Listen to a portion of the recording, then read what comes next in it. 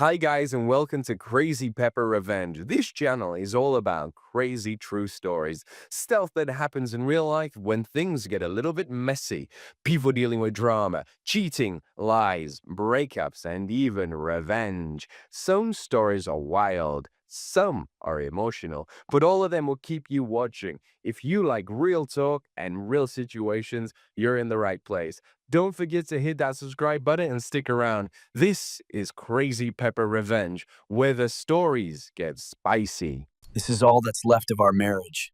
Even the kids weren't mine.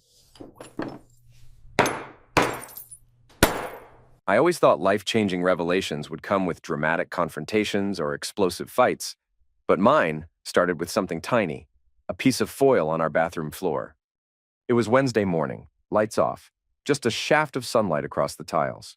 I almost stepped on what looked like a small, round foil circle, about the size of my pinky tip. When I picked it up, one side was blank, but the other read Tuesday's pillbacking. Here's the thing, I'm 35, healthy, and don't take any daily medications. My wife Vanessa, as far as I knew, wasn't on anything either. We'd both had recent checkups, but the only daily pills we used to have were her birth control, which she supposedly stopped taking years ago after I got a vasectomy. We'd been married 9 years with 2 kids, James, 5, and Sonia, 3. The vasectomy happened because we decided we were done having children. So why the hell would there be a Tuesday pill foil on our bathroom floor? My gut told me to investigate before confronting her. I'm an engineer. I approach problems methodically. I needed proof before potentially blowing up our family over what might be nothing. I put the foil back exactly where I found it and went to work, but couldn't focus. Instead of reviewing contracts, I was researching private DNA kits and surveillance equipment. My thoughts had turned dark within an hour, but I needed clarity. If Vanessa was cheating, I wanted to know who, how long, and whether James and Sonia were even mine. I ordered everything online: discreet voice recorders, tiny cameras, phone cloning software, DNA test kits. Had them shipped to my office so Vanessa wouldn't ask questions.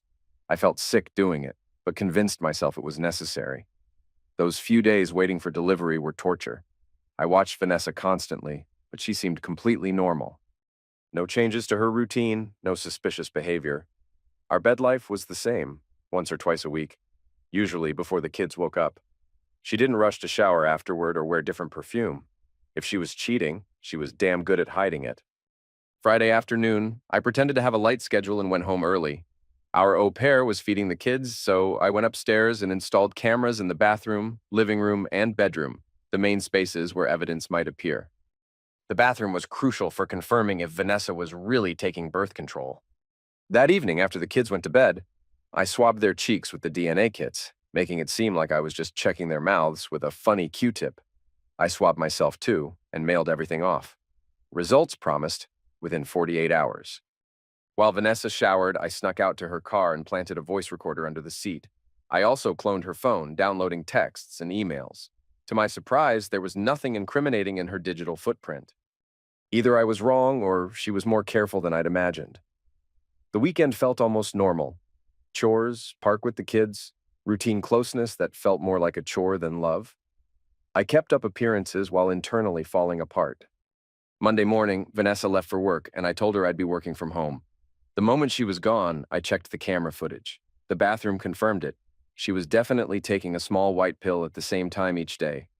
But the bedroom camera showed something that made my blood run cold. Saturday night while I was cooking dinner, she'd come out of the shower, grabbed a phone I didn't recognize, typed a message, then carefully hid it in the AC vent. She had a second phone. No wonder I'd found nothing on her official device. I needed to see what was on that burner phone. That night, after she went to bed, I checked the vent from Sonia's room. It wasn't there. She must have taken it with her. So I waited. A few days later, while Vanessa was in the shower, I quietly accessed the vent from Sonia's side. The phone was there. I grabbed it, raced to my office, cloned its contents in minutes, and put it back just as I heard the water shut off. My hands were shaking the entire time from adrenaline. The next morning at work, I finally opened the cloned data. Within seconds, my vision blurred with tears. It was exactly what I'd feared. Explicit text messages describing stolen afternoons in hotels, intimate details between Vanessa and another man. She joked about how I didn't suspect anything. They coordinated their meetings around my travel schedule. The man was never named, which made me certain it was someone from her work. I was sobbing at my desk when my secretary, Michelle, knocked and came in. She's a sharp, no-nonsense woman, a few years older than me. We'd always kept things professional, but she locked the door, handed me tissues, and asked what happened. I told her everything: the foil, the pills, the cameras, the secret phone. She listened without judgment, then said, "Gary, we need details and we need a plan." When I mentioned the DNA tests, she nodded approvingly. "Good. Find out the truth, then decide how to act." Michelle immediately arranged for me to visit our Portland branch, a trip we hadn't discussed. She texted Vanessa from my phone about an emergency there. Vanessa replied sympathetically, hoping I'd be back soon. Michelle also connected me with her friend Lorraine, a divorce attorney who'd handled Michelle's own messy divorce. I found myself in Lorraine's office within hours, still in shock. She explained my options: do nothing, file for amicable divorce, or go nuclear with infidelity charges that would devastate Vanessa and protect my assets. "I want the nuclear option," I said, my voice trembling with rage. Lorraine nodded. "We'll need more evidence first. I need that cloned phone to build a solid case." Michelle took me to a hotel, telling me to shower, eat, and stay away from the minibar. "I need you alert," she insisted. "You have to plan your next steps." But I couldn't think clearly. My life had just shattered. The only hope was that maybe the kids were still mine, though deep down, I knew better. The next morning, I got a text that my DNA results were ready. I couldn't bring myself to look. Michelle gently took my phone, loaded the page, and frowned. "They're not up yet. We'll check in a few hours." Meanwhile, I had to protect my financial future. Michelle reminded me that over 100 employees depended on my engineering firm. If Vanessa took me to the cleaners, the business might collapse, and all those families would suffer. We visited my business attorney, Brian Spencer. He reminded me about our prenuptial agreement. Every partner in the firm was required to sign one to protect the company from marital disputes. The prenup shielded the business from spousal claims, meaning Vanessa could only target my personal salary and assets. Brian's advice: buy out your partner Robert, who's been wanting to sell. Put as much liquid assets as possible into the company, even if it means taking loans. Keep your money behind a firewall she can't breach. I called Robert and told him the truth in one sentence: Vanessa's been cheating, possibly since day one. He agreed to sell most of his shares, keeping only 5% as a consulting engineer. At lunch, Michelle checked the DNA results again. This time they were posted. She read them first, her face falling. "I'm sorry, Gary." My hands shook as I took the phone. Both kids were fathered by the same man, not me. The children whose first steps and words I cherished weren't mine at all. I felt rage hotter than anything I'd ever experienced. "Stay focused or you'll lose everything," Michelle said, guiding me back to Lorraine's office. Lorraine had an update. "We have a preliminary PI report. Vanessa had a man over last night. We couldn't see inside, but we have footage of him entering with his own key." Later, reviewing the living room camera footage, I watched him walk in and heard my son, no, her son, shout, "Daddy Bill!" Bill Wainwright, Vanessa's longtime boss. This had been going on for our entire marriage. Lorraine cross-referenced Bill's name. He was a high-level executive subject to strict non-fraternization policies. "We can go after her company for that, and after him for alienation of affection, plus your wife for false birth certificate claims." I moved in with Michelle temporarily, not romantically, just because she didn't trust me to keep it together alone. We finalized the buyout from Robert, funneling my money into the company and making me appear almost penniless on paper. It was legal thanks to the prenup and timing. Monday morning, Lorraine filed for divorce on grounds of infidelity, fraud, and emotional distress. She also sued Bill's employer for failing to enforce policies, and Bill personally for alienation of affection. Process servers delivered everything simultaneously at 10 a.m. My phone exploded. First was my mother. "What is this? I got your letter. This is Vanessa, your wife, the mother of your children." "They're not my children," I interrupted. "They're yours in every way that matters. You raised them." "It was built on a lie." "So you're just walking away, punishing them for what Vanessa did?" I hung up on her. Next was Vanessa. "Gary, we need to talk." "I'm coming home." I said nothing and hung up. 20 minutes later, she stormed into my office, looking disheveled. "Gary, I'm not interested." I cut her off. But I don't want to hear anything from you. You've lied to me for 9 years. Neither kid is mine, yet you convinced me to get a vasectomy while still on the pill so you could continue your affair with Daddy Bill. Her eyes widened in shock. So, no, I don't care what you have to say. Talk to my lawyer if you have something important to discuss. What about the children? What children? I don't have any children. If it were up to you, I'd never have any. I called the au pair in. You're fired. Pack your things and get out. Why? She asked. Because you were covering for her. You knew she was sleeping with her boss. I have video proof of you talking to Bill about the kids. Gary, you can't fire her, Vanessa interjected. I pay her wages, and I've already informed the agency you were involved in an affair. If Vanessa wants to keep you personally, she'll handle all your taxes, vacation, pension, and insurance. The au pair's face went pale. Being kicked off the agency's books made finding another position nearly impossible. What I want, I continued, is for you to pack your stuff, take your kids, and get out of my house. This is my house too, Vanessa protested. Not according to the paperwork. It's in my name only. Get the hell out. James walked in. Mommy. Sonia fell down. As Vanessa tended to Sonia, I stayed in my office. When she returned with Sonia in her arms, she asked, Are you going to say goodbye to— Don't even say it. She's not my daughter, and he's not my son. Take them to Daddy Bill and let him take care of his own kids. After they left, I completely broke down. Michelle held me while I wept. Hours later, I got an email.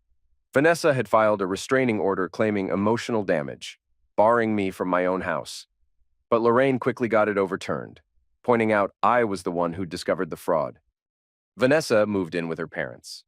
Bill lost his job when his company realized he'd violated their policies and fathered 2 kids with a subordinate. The lawsuits flew in all directions. Bill's employer settled with me for a substantial sum.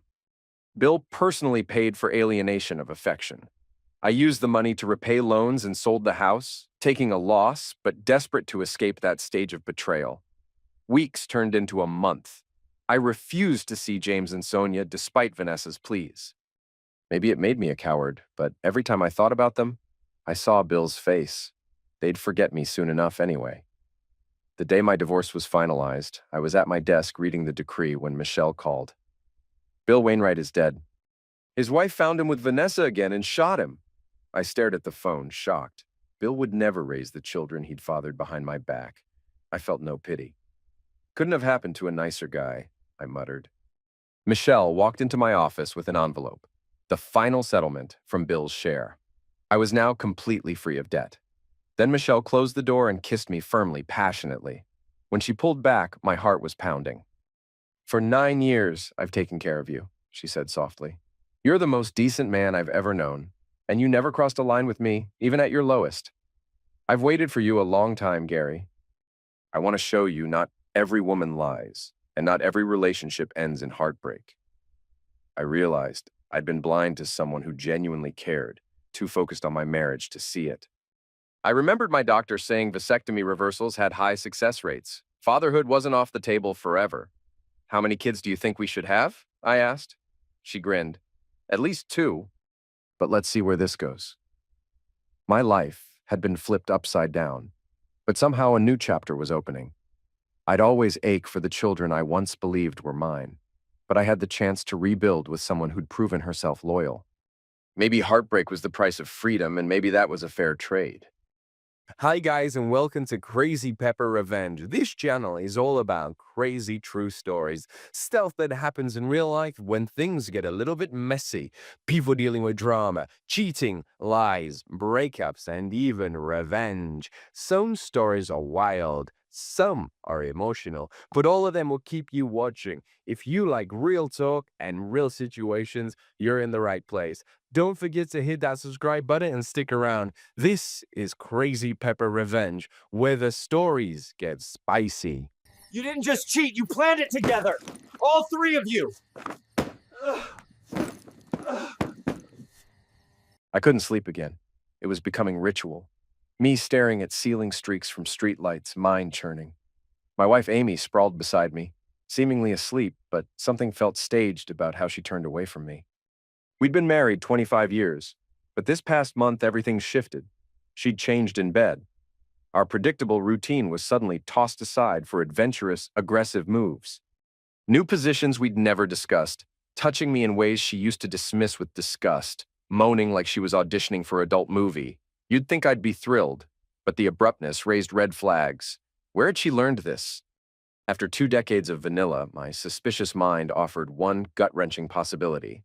She was copying someone else's moves. I started noticing more. New outfits, perfume to the supermarket, phone always in her sight with a changed lock code. The dread intensified daily. Finally, at 2 a.m., I confronted her. Why have you changed in bed? I've known you for 25 years, and overnight you're someone else. Are you copying something online or learning with someone else? She kept her back turned. It's 2 in the morning, not now. It's exactly now. I'm losing it here. Are you messing around? She rolled over, hair spilling across the pillow. You're being paranoid. Why can't it be that I finally wanted something different? I was trembling. Because you always acted disgusted by certain things. Now you do them like you're reading from an adult movie star manual. Don't gaslight me. The fight escalated. She grabbed a pillow and stormed to the guest room. I couldn't stop myself. Don't forget your phone in case one of your side pieces texts. She froze. You'll regret that. I hired a private investigator. I'll know everything soon. Her sharp intake was audible. She fled, leaving me staring at the dark ceiling. Next morning, I left before dawn, hit the gym with manic energy. When I swung by the house for work papers, I heard voices upstairs. My daughters, Julie, 21, and Kate, 20, both in college. Mom is going way too far, Kate was saying. She told me about using that Pure app to meet men. She said it's easier to hide from Dad than she ever imagined. My blood turned to ice. Julie's voice trembled with guilt. We kind of suggested it. Remember the open marriage idea? We told her it might spice things up, but I never thought she'd run off hooking up with random guys. Open marriage, the words banged around my skull. My daughters had suggested it. Kate whimpered. Now she's meeting men behind Dad's back. If he finds out we practically gave her the idea, he's going to hate us. Something inside me shattered. My own children had handed their mother the blueprint for betrayal. Julie sighed heavily. We just wanted them to fix their relationship. Mom said she was bored that Dad never listened. We figured some couples do an open thing. They talk it through. Kate's voice wavered. She never told Dad. She just jumped into it. Uses that app to find guys for excitement. This is so messed up. I couldn't stand anymore. I stepped away and called up, Julie, Kate, come down here now. They descended like they were approaching a firing squad. Julie pale, Kate's eyes glistening. I crossed my arms.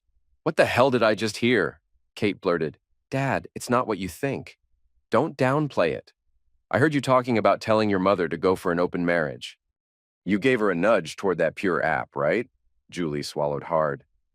Dad, we never told her to cheat secretly. We said maybe an open arrangement could help if you both agreed. Mom was miserable, complaining you wouldn't try anything new. My heart hammered. You realize how twisted this sounds? You're my daughters. You basically gave your mother the green light to screw around. They both tried approaching, arms outstretched. We're sorry, please. We love you. We never wanted this. I couldn't look at them. Get out. I can't stand the sight of you right now. Dad, Kate pleaded, sobbing. Go, I roared. I need space. Go back to campus. Just leave me alone. They bolted, tears staining their faces. That afternoon, I met with Jerry, the PI I'd hired.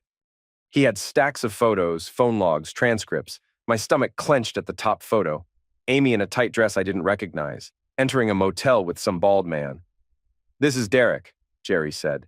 They met 3 times through Pure. This man, Luke from Massachusetts. They met halfway, spent hours at a bed and breakfast. He showed me text screenshots from Nacho Man, real name Brian. You like it rough? I have interesting toys. I can bring a friend if you want group action. Amy's response. Not sure yet, but YOLO. You only live once, right? Let's see if I'm feeling adventurous. I felt physically ill. This was my wife who once crinkled her nose at anything beyond vanilla, now telling strangers, you only live once. That evening, I spread the evidence across our dining table. When Amy came home, she saw it and paled. What is this? I tapped the papers. Your side hobby. Derek, Luke, Brian, aka Nacho Man. Recognize them? This is invasion of privacy. I let out a cold laugh. My wife hooking up with multiple men is my invasion of your privacy, she glared through tears. I told you I needed excitement, Chris. I tried dropping hints. So this was my fault. You realize our daughters told me they suggested open marriage and you said you'd talk to me first. She stiffened. I knew you'd never agree. You're so close-minded. So instead of adult conversation, you jumped on a casual hookup app and lied for weeks? Her eyes flashed. I had to. You'd have shut me down like always. I was drowning in boredom. And sleeping with random guys fixed that? You let them do things you never tried with me. That's what I can't forgive. You unlocked a new side for them but never thought to talk to me. She bit her lip, tears spilling. I was afraid you'd see me differently or refuse me. Something snapped. You always had a choice. You could have divorced me if you were that unhappy. Instead, you gutted our marriage from the inside out. She slammed her hand on the table. I felt I had no voice. You overshadow everything. I needed to break free. You broke everything. Congratulations. A couple days later, my daughters appeared again while I was gathering papers for a lawyer. Dad, we're so sorry, Kate shook. We've barely slept. We never wanted to cause this. Julie nodded. The open marriage suggestion was supposed to be a stepping stone for you two to find a solution together. I turned to face them coldly. You think that helps? I'm furious at your mother for cheating and at you two for handing her the idea. Kate's eyes brimmed. We only had Mom's perspective. She said you were emotionally distant, never listened. We thought you wouldn't consider any new approach. So your solution was for her to find random sexual partners? Julie sighed through tears. We didn't literally say go cheat. We said if you both agreed, maybe it would help. A friend's parents tried it. I'm not sure I can forgive you, I said bluntly. I love you both, but I can't forget that you basically validated her stepping out on me. They sobbed heavily. I fought the urge to console them. I need time. Go back to school. Stay out of this. That night, I fled to my parents' place. When they coaxed the story out of me, they were appalled and quietly furious at Amy. I spent the night on their sofa, staring at the ceiling. Next day, I found Amy pacing when I returned home. Did you tell your parents? She demanded. They've been blowing up my phone, calling me names, saying I disgraced the family. Yes, I told them. They asked why I left. I told them the truth. Her face twisted in rage. You had no right to turn them against me. This is our private matter. Hard to call it private when you're hooking up in motels. You humiliated me. So I don't care about your social discomfort now. She advanced on me. You don't understand how stifling our marriage was. You never listened to my needs. Desperate enough to go behind my back with half a dozen men? If it were so bad, you should have left first. She shook her head, tears spilling. I messed up, okay? But you're not a saint either. I'm filing for divorce. For a moment, her face crumpled. Then, like a switch flipped, she sneered. Fine. Good luck finding someone who'll endure your uptight, boring style. Maybe your next wife won't need to hire a personal trainer to learn new moves behind your back. The comment stung so badly I almost lunged. Instead, I shoved past her and left. My boss Stacy offered me her lakeside cottage as refuge. The first week there, I barely slept, but at least escaped the war zone. My daughters texted constantly with apologies. I answered curtly, I'm safe. Need time? One morning, they showed up with coffee and pastries. We're sorry for ambushing you, Kate said tentatively. We really want to talk. We sat at the small table. I said I needed space. We know, but we can't ignore you. You're our dad, and we see how much pain this caused. My anger had worn down to exhaustion. I don't know what to say. You're my daughters, but you pushed your mother toward a solution that didn't involve me. Julie's eyes filled. We were stupid. On campus, everyone talks about poly this. Open that. It seemed normal. Kate nodded. We thought if you were both in on it, it could resolve tension. But Mom just took it and ran without you. You see how badly that turned out? They exchanged guilty looks. Dad, we love you. We love Mom too, but we know she messed up. We never wanted you to feel betrayed by us. You might not have wanted it, but that's what happened. Every time I think of this fiasco, I remember you two telling her about that ridiculous app. Pure is basically a meat market for no-strings Zex. Julie hung her head. She told us after that it was easy and discreet, but it makes us sick. The anger was ebbing, replaced by sorrow. Look, I'm not banning you from my life forever. But I'm hurting. I can't pretend everything's normal. They started crying softly. I reached across, letting them hold my hands, feeling some resentment thaw. We'll give you whatever time you need, Julie said through tears. After awkward hugs, they left, leaving me with a storm of emotions. As betrayed as I felt, I couldn't deny missing my daughters. The weeks that followed felt like emotional quicksand. I'd return home occasionally for mail or documents, rarely crossing paths with Amy. When I did, she was often dressed provocatively, heading out to meet another man. Word spread in our social circle. Friends called offering sympathy or fishing for gossip. One mentioned Amy proudly talking about hooking up with a man who had weird obsessions. Another saw her at a bar with a heavily tattooed guy, flirting openly. Eventually, I met with divorce attorney Natalie. We're in an at-fault state, she explained. Infidelity can affect alimony and property division. Are you ready for a fight? I just want it to end. But I don't want her walking away with my life savings. She's the one who lied and used hookup apps. If we go hard, we can secure a favorable settlement. Let's aim for fair, not revenge. The day the divorce finalized was cold and gray. Amy and I sat silently as lawyers did the talking. The judge made it official with a gavel. 25 years ended in a bland legal proceeding. Outside, we parted without a handshake. I thought about our wedding day, everything ahead of us then. Now it concluded silent, cold, irreparable. I remained at the cottage while our house sold. My daughters occasionally checked in. Time had blunted my anger's edges. They were naive and misguided, not malicious. They'd tried to help in the strangest, most disastrous way possible, and I knew they carried their own guilt. Amy moved to a swanky downtown condo near clubs and nightlife, living out her version of freedom. Fine. I was done chasing illusions. Officially free.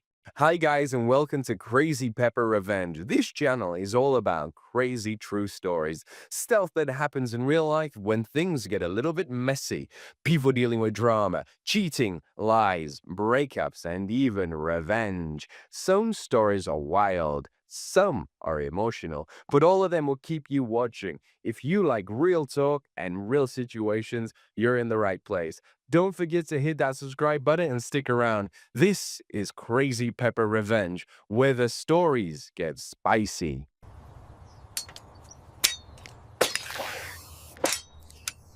Looks like there are holes in this rubber, too.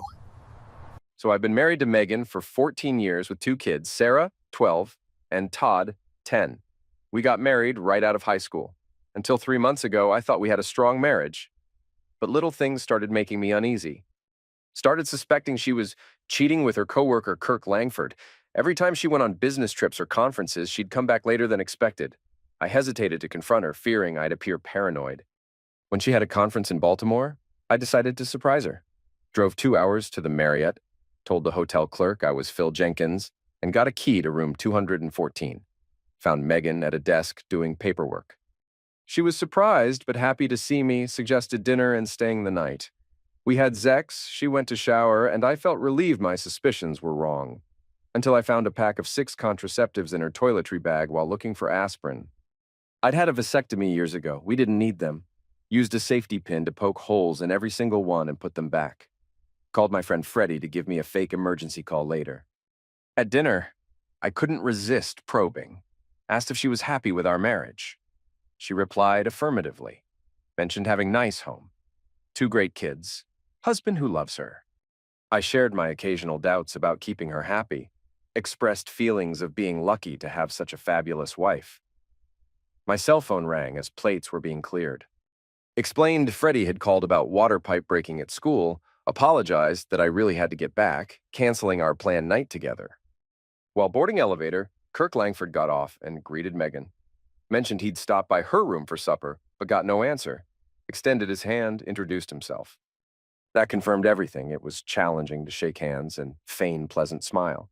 Entire journey home. Couldn't shake thought of Kirk stopping by Megan's room after supper. By the time I reached house, I was a wreck. 2 days later, Megan returned home with gleeful demeanor, infuriating me further. Checking her bag, I found one contraceptive remaining, still with hole. Saturday brought Globe Insurance Company picnic. I wasn't looking forward to it, suspecting some colleagues were aware of the situation. Woman named Janet Langford introduced herself. She was stunning, long auburn hair, big blue eyes, perfect body. Left me wondering why Kirk would cheat on someone like her. After exchanging pleasantries, we found quieter place to talk by the lake. She hesitated, expressing difficulty bringing up delicate subject. I knew she was aware of the affair, decided to make it easier by mentioning I'd just found out that week. Janet seemed relieved, shared she'd known for about 2 months. Explained plans to have divorce papers served, revealed she'd hired detective to gather proof. She mentioned having photos, taped phone conversations, times and dates as evidence. She was also taking legal action against Globe Insurance, possessed statements confirming management officials were aware of affair and took no action. Kirk was playing golf next morning. She invited me over mid-morning while he'd be gone until late afternoon. Could show me what she had, figure out if we could work together. We both chuckled. Not really a date, but we knew what she meant. Next morning, Megan informed me she had shopping to do. After she left, I dropped kids at Mom's and headed to Janet's place. She had surveillance set up at a motel where they met. Cost her $400, but we got it all recorded. We engaged in small talk for 20 minutes. Janet shared information she'd collected about affair. Photos, tapes, documents. Details left me both amazed and crushed. Surprisingly, Janet had 3 large koi ponds in backyard. I expressed interest in bringing children over to see them. Monitor showed activity. Kirk and Megan entered room immediately, undressing without small talk. Video was clear, though sound garbled. I felt uneasy watching my wife with another man while sitting with Janet. Finally addressed Janet, expressing discomfort and asking if we had to watch all of it. She confirmed she wasn't interested either, decided to discontinue viewing. However, entire event was being recorded, which was all we needed for lawyers. Asked to see her koi ponds instead. Her eyes lit up because I'd shown interest in her hobby. 3 fish ponds were fantastic. I was particularly intrigued by pumping and filter systems, given my background as plumber. Kirk didn't assist with her hobby at all. I offered to help anytime Kirk was playing golf. Next few weeks were challenging. Each time Megan took shower, I'd check her bag to find new supply of contraceptives. Kept safety pin on keychain, ready to puncture them. Megan used 48 contraceptives in 2 weeks alone. On evenings following Kirk's golf games, kids would excitedly recount their visit to Koi Lady, showing Megan pictures of fish they drew. She never connected Kirk's wife to Koi Lady, seemed relieved I could keep kids occupied. Made 2 more attempts to persuade her to quit job and end involvement with Kirk. Both times received same rejection. Also started making excuses to avoid closeness. She responded with digs about my masculinity. Finally, on Tuesday night, she dropped bombshell. Expressed feeling really stressed lately, suggested taking few days off work to visit her sister for about a week. Megan's sister Nancy and husband Brad lived about 3 hours away. Interestingly, their town had 2 termination clinics. I'd gathered names, addresses, operating hours for both. Familiarized myself with terms of agreement, noting 2-day cooling-off period, both mandated. Thursday morning, after 3-hour drive, I reached Family Planning Center. Approaching receptionist with confidence, explained I was Phil Jenkins, and my wife Megan had instructed me to sign consensual agreement form. She confirmed Megan's identity, mentioned her sister had signed, but my signature would be better. Seized opportunity and signed form below Nancy's signature. Noticed procedure scheduled for Friday morning 11 a.m. with requirement to be there hour early. Receptionist assured me Megan had already paid full $800 in cash. Reception at Nancy and Brad's place was overwhelmingly insincere. Megan expressed surprise at my presence.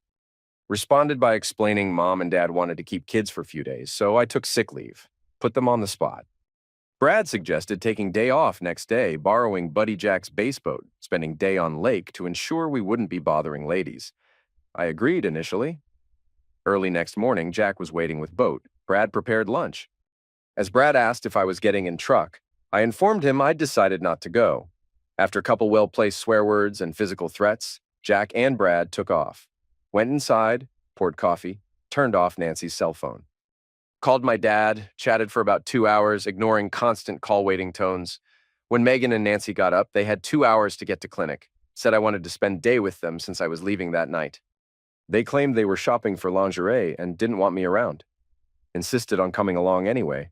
Took forever at gas stations servicing my car while they fumed. parked far from mall entrance. Let them shop while keeping them in sight. They bought few things just for show, spent most time in serious discussion. The appointment time passed. I'd succeeded in delaying the inevitable. Had lunch at Olive Garden, got home around 2 p.m. I was smiling whole time, knowing they were upset with me. That evening, requested private conversation with Megan in kitchen. Got straight to point, quit your job, and stop seeing Kirk Langford. She refused again, gave me ultimatum to either change topic or leave. Reached into manila envelope and pulled out divorce papers. Explained I'd asked her at least 10 times in last 2 months, and each time she refused. She glared at me, expressing frustration. Stated I couldn't divorce her just because she wouldn't quit job. Insisted for divorce there needed to be grounds, and I didn't have any. I responded by reaching into manila envelope and bringing out stack of photos. Placed 6 pictures of Megan with Kirk on table, asked if she had sex with him. As I continued putting more pictures on table, she started screaming at me, urging me to stop. Called me sneaky person. Accused me of behaving like pervert. My cell phone rang. Answered it, learning Dad would arrive in 10 minutes with Megan's belongings. Informed her dad was bringing her stuff, explaining locks had been changed at our house.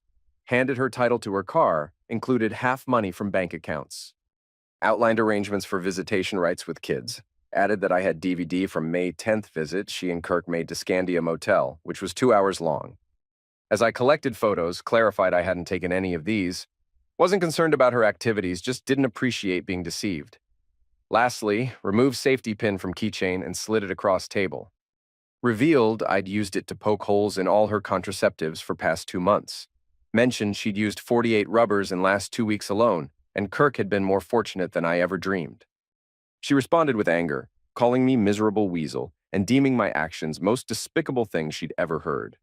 I retorted, stating most despicable thing was having an affair with someone outside marriage. Noted she never apologized or expressed remorse. As I left, told her goodbye and wished her well with her termination. Brad questioned my actions, stating I couldn't throw away 14-year marriage over misunderstanding. I challenged him, asking why my wife had really come down to visit them. Eventually, he apologized and offered to help unload truck. Kirk and Megan were both fired from Globe Insurance next week. Megan refused to sign affidavit, but lawyer said he had strong enough case. Never heard from her after that night. She didn't come see children. They didn't mind because they were forming good bond with Janet. We spent a lot of time together as family. Kids and I were learning about koi and having great time. After 4 months, both divorces were final. Megan never fought hers, but Kirk went down kicking and screaming. He lost house, all investments, ended up paying large monthly alimony. Few days before Christmas, Megan came to house with presents for kids. I was polite, didn't ruin holiday spirit. She stayed about 2 hours, then left quietly. Nothing was said between us about divorce or affair. Put house up for sale. 2 months later, moved in with Janet. Kirk took job in Omaha. Megan went with him. Few months later, Kirk disappeared without telling her where he was going. Megan moved back with Nancy after Brad left for Alaska pipeline job. Nancy received divorce papers 2 months later. 2 sisters are good company for each other. Janet and I are comfortable together. She adores kids, and they feel same way about her. Planning on getting married in June and spend every moment practicing for honeymoon. Sometimes karma works perfectly, and cheaters get exactly what they deserve.